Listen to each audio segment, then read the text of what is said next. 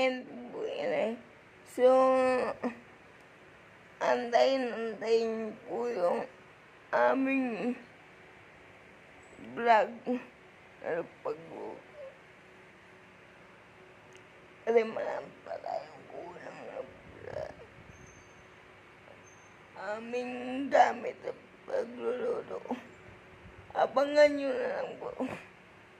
Ito po ang ating vlog ngayon. Good morning po. Good morning sa inyo lahat. Ayan po ang ating pagkain. May outro na tayong vlog siguro. Sa susunod may camera na tayo pang vlog. Sa outro. Abangan nyo na lang po yun. Abangan nyo na lang po yun.